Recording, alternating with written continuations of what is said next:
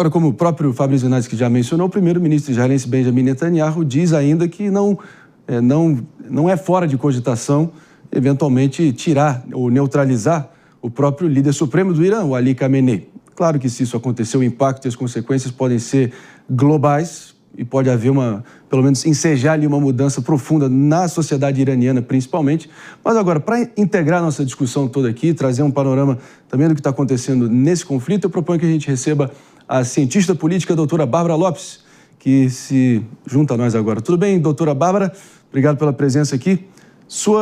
Eu imagino que você estava ouvindo aqui as últimas, visões aqui da bancada e os ângulos aqui que foram explorados. Fica à vontade para trazer aqui o seu abre-alas e a gente segue debatendo. Bom dia. Bom dia, André. Obrigada pelo convite, agradeço. É sempre um prazer participar da Jovem Pan. Bom, como nós estávamos falando, vocês da bancada e eu agora, assassinar um líder político e religioso, que é o Ali Khamenei, vai ter consequências geopolíticas gravíssimas. Vamos lembrar que ele é um líder que tem uma saúde debilitada, tem mais ou menos 86 anos, se fala sobre câncer de próstata, e o Ali Khamenei, ele não é só um líder político, já foi presidente do país, mas ele é um líder religioso para 200 milhões de xiitas na região. Então, isso é muito importante, é preciso ter cautela sobre o destino da vida desse grande líder. Já se fala em um sucessor que provavelmente faz parte da junta militar, que faz parte das forças revolucionárias. O Irã, ele tem o Ayatollah, que é um cargo vitalício, Ali Khamenei, assim como o Papa representa para os católicos. Então, você tem o Ayatollah e você tem um poder paralelo, que são essas forças revolucionárias. Já há um sucessor, não se fala o nome desse sucessor justamente por conta dos assassinatos que estão ocorrendo próximos ao Ayatollah, mas é possível que, em caso de saída do Ayatollah, seja assassinato ou renúncia, como o próprio aconteceu com o Papa Bento XVI, haverá um novo governo que tem força organizacional e tem força institucional para liderar o regime iraniano que vai seguir na ditadura que é atualmente.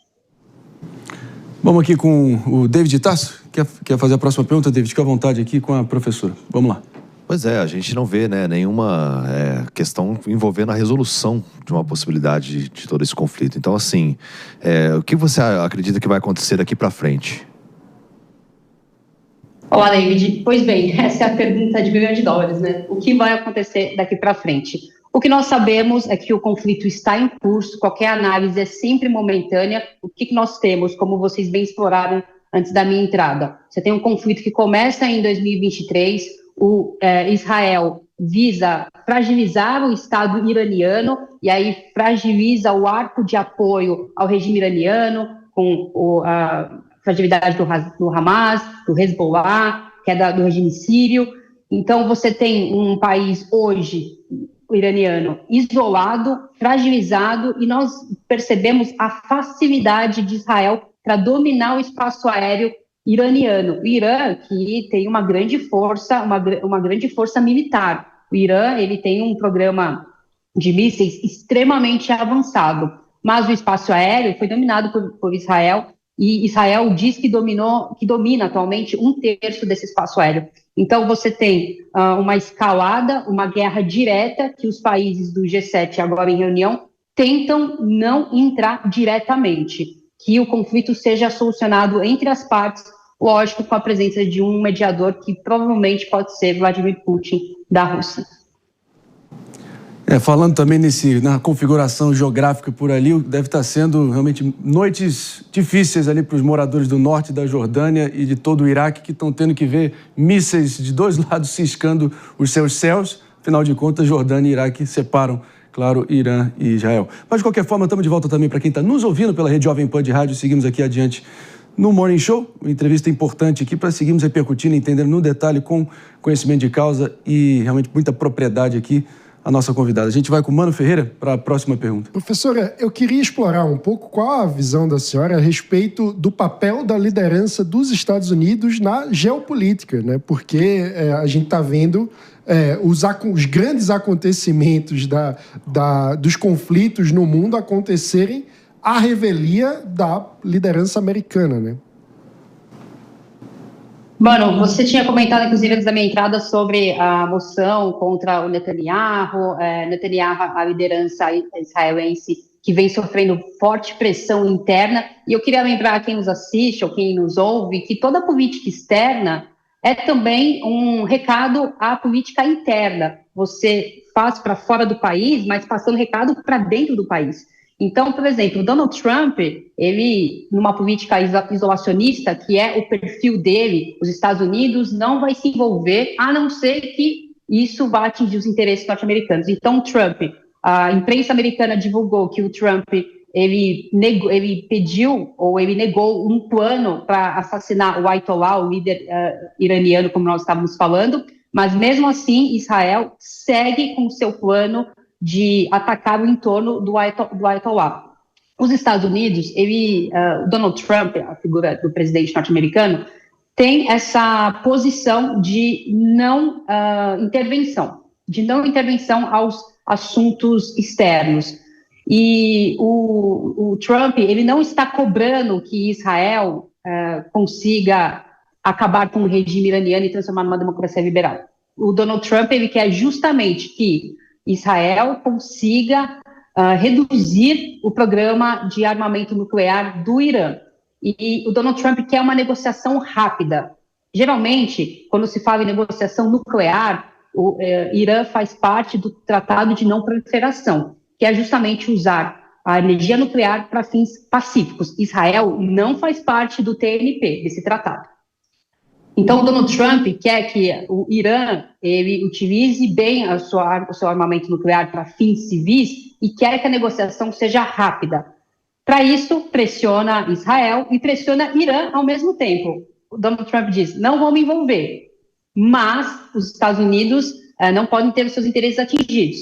E ele diz para o Irã, olha, é melhor você sentar na mesa e negociar, porque Israel tem grande força. Israel é a maior potência militar do Oriente Médio e o Irã é uma grande potência que segue fragilizada. Mas Donald Trump, numa política isolacionista, ele não vai agir diretamente, mas, ao mesmo tempo, tem grandes interesses no programa nuclear para fins civis do Irã e vai tentar fazer com que isso aconteça. Mas eu quero chamar a atenção, e aqui eu finalizo, para o que o Mano tinha falado antes da minha entrada, que é de interesse de Israel que os Estados Unidos não falem diretamente com o Irã.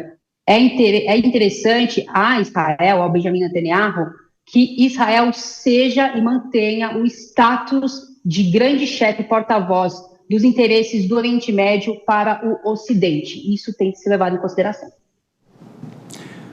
Respeitosamente, professora Bárbara Lopes, eu imagino até que, enfim, uma leitura superficial geralmente tenta colocar o Trump realmente nesse ponto de America First, como se isso significasse um isolacionismo como nos moldes ali da Primeira Guerra Mundial, do Woodrow Wilson, uma coisa como se os Estados Unidos se divorciassem completamente do tabuleiro. Mas eu acho que há uma certa nuance aqui, até porque se você olhar friamente o retrospecto do presidente Trump no primeiro mandato, foi ele sim que encomendou ali a morte e o ataque cirúrgico que eliminou o Qassem Soleimani, líder da Guarda Revolucionária Militar do Irã.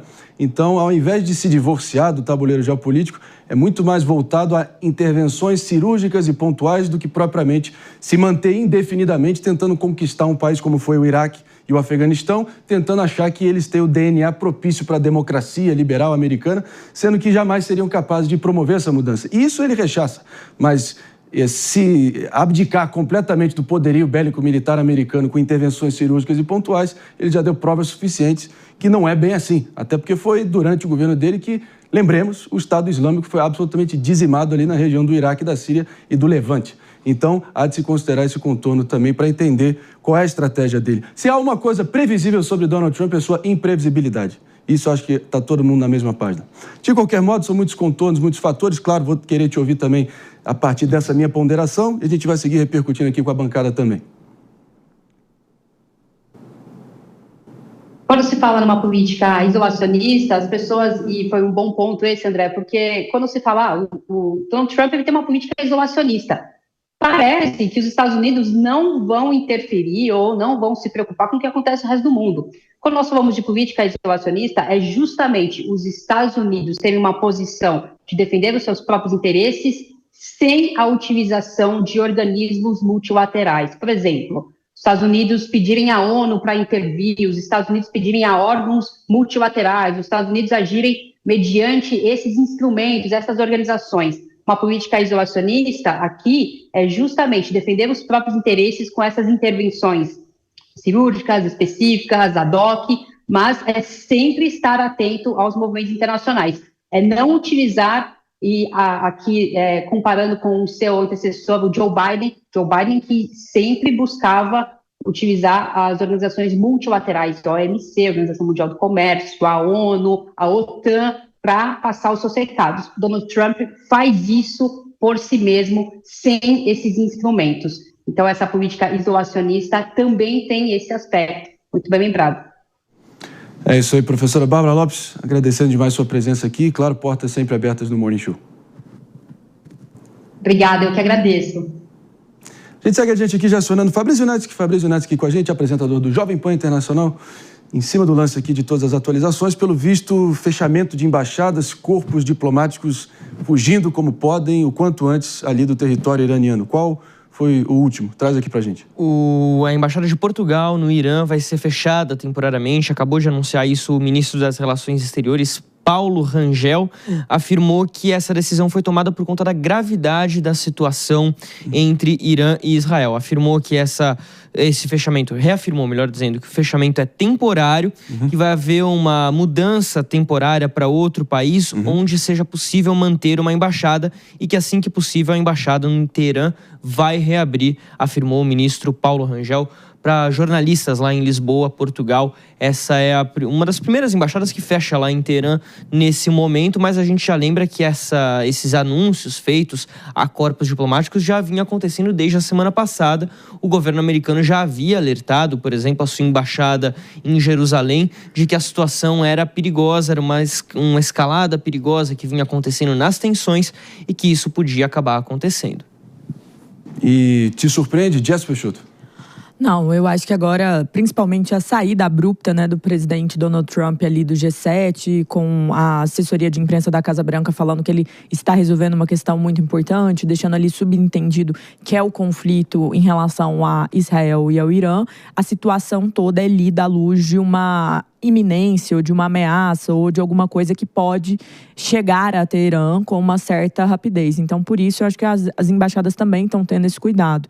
No final das contas, ontem nós falamos sobre a tensão aumentar ou diminuir, a tensão está em crescimento. Então, com isso, obviamente, os corpos diplomáticos muitas vezes vão tentar sair dali. Também aconteceu no Irã em 1979, quando foi a Revolução Iraniana. Então, assim, a realidade é o risco.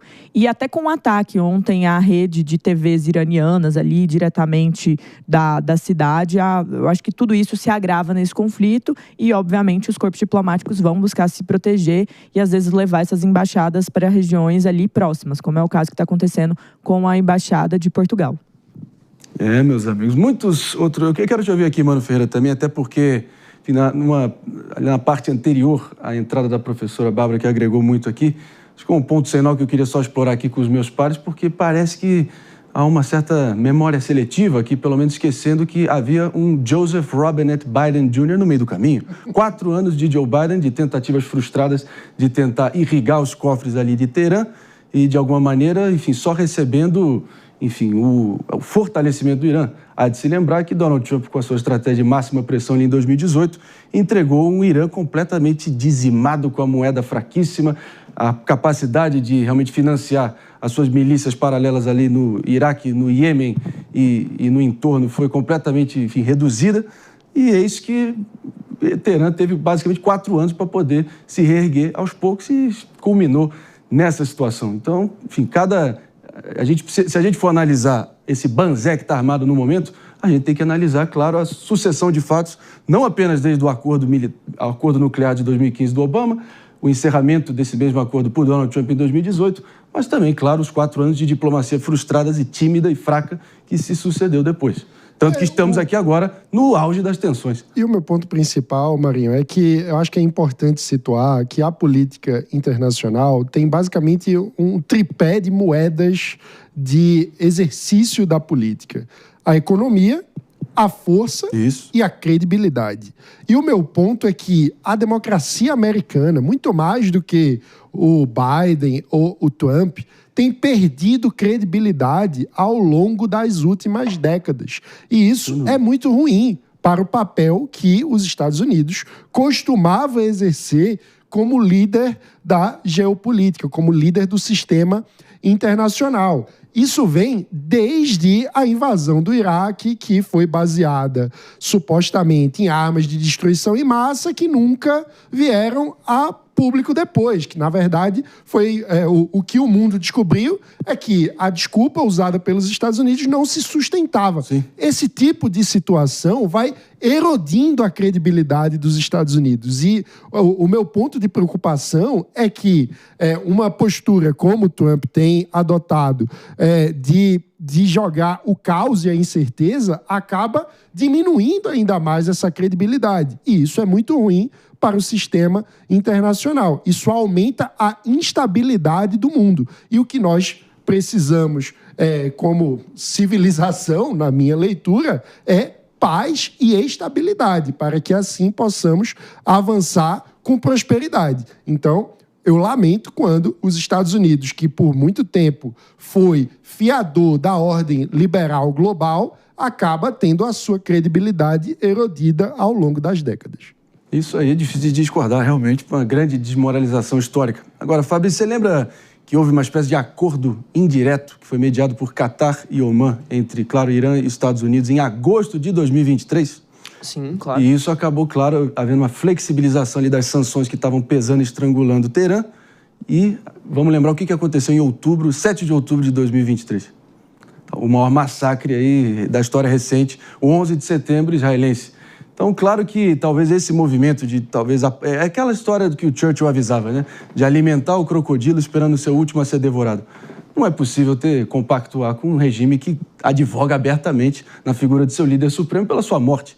É aquilo, né? Aquela fábula do lobo, né? As pessoas acham que é só o lobo, bravateiro, gritando, uivando, até um dia que o lobo vai lá e leva as vias de fato. Então tem que ter essa cautela, coisa que o governo Biden não teve e acabou desaguando no 7 de outubro, que foi o início dessa loucura toda que a gente está vendo. Esse novo round. Não dá para apoiar o que o governo iraniano faz, André, mas a gente precisa ter um pouco de cautela em algumas situações, porque quando a gente para analisar, a lógica da guerra por si só ela já é errada. Então você tem aqui agora Israel atacando o Irã, começou com um ataque preventivo e agora pessoas estão morrendo dentro de Israel também que não estavam morrendo antes, né?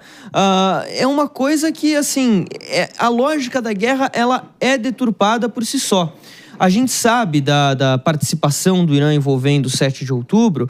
Agora, as questões aqui vão um pouquinho além disso. Sim. Você conseguir negociar um acordo nuclear como vinha sendo negociado me parecia uma saída muito mais segura para essa situação do que o que a gente está vendo agora, né? Nesse momento, claro, o Irã não dispõe de uma bomba atômica, não dispõe de uma arma nuclear que possa representar um grande risco para Israel ou para qualquer outro lugar do mundo, incluindo os Estados Unidos.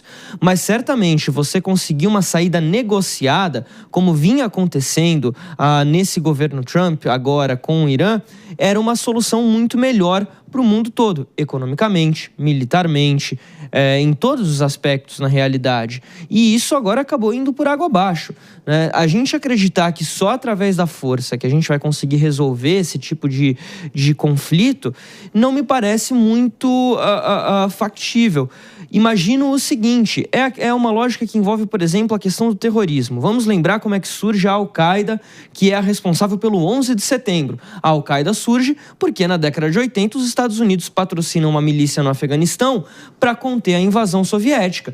20 anos depois, essa milícia vira e fala assim, opa, meu inimigo não é mais soviético, eles nem existem mais, agora meu inimigo é os Estados Unidos. E eles vão lá e massacram Nova York. Então, assim, a coisa não se sustenta muito bem dessa forma, como agora Israel está fazendo na faixa de Gaza, patrocinando milícias ligadas ao Estado Islâmico. Pode até acabar com o Hamas. Sim. Mas e o próximo grupo? O que vai fazer? Vai entrar em guerra de novo? Então, essa coisa não funciona muito bem desse jeito. Bom, eu tendo a desconfiar de um regime teocrático que financia terroristas, células terroristas em 3 continentes diferentes. Como é que vai ter alguma chance de confiabilidade ou confiança para poder realmente ter a capacidade de ter essa capacidade de inspeção e averiguar a capacidade nuclear do Irã. Coisa que, claro, eles estavam enriquecendo em ritmo acelerado, prometendo essa moderação, veja bem, pode ver tudo aqui, mas no fundo os centrífugos estavam ali girando, aceleradamente. Então, é muita ilusão é como e muita resolver, ingenuidade. Porque quando bomba cai no quintal, prometo, você cria gerações ainda mais radicalizadas. Então, vamos lá. Eu preciso seguir adiante aqui, me perdoa. Posso fazer um comentário Helena, super rápido? Pode sim, Jess Peixoto, fica à vontade. No final das contas, o enriquecimento é um grande problema e estava muito alto mesmo. Então, apresenta um risco para o mundo, sem dúvidas nenhuma. Mas a busca pelo acordo é um acordo que foi assinado em 2015. Então, hoje o mundo busca uma resolução que estava ali em 2015, que o Trump saiu, que já existia. Então, existe também um olhar retroativo de olhar para o primeiro governo Trump e falar, então aquele acordo era bom, só era de um governo que talvez tivesse uma discordância, que é um grande problema. Mas o Irã também não é um país que tem uma confiabilidade alta, porque em muitos momentos já teve vários erros ali na cadeia de comando. Mas naquele acordo tinha um detalhe, André, a verificação. Hoje o Irã não permite essa verificação. E por isso o enriquecimento foi subindo, até atingir esses níveis aí e levar a toda essa situação. É difícil acreditar em qualquer capacidade de verificação. Tem os inspetores ali, oficiais da AIEA, que traduz Agência Internacional. Repete? Agência Internacional de Energia Atômica. Exatamente. Eles mal tinham acesso ao negócio, onde realmente a parte nuclear mais relevante era completamente ali, enfim, era que nem você entrar na casa de um assassino e realmente os corpos estavam ali debaixo, escondidos no armário. É verdade essa. Então a gente segue adiante.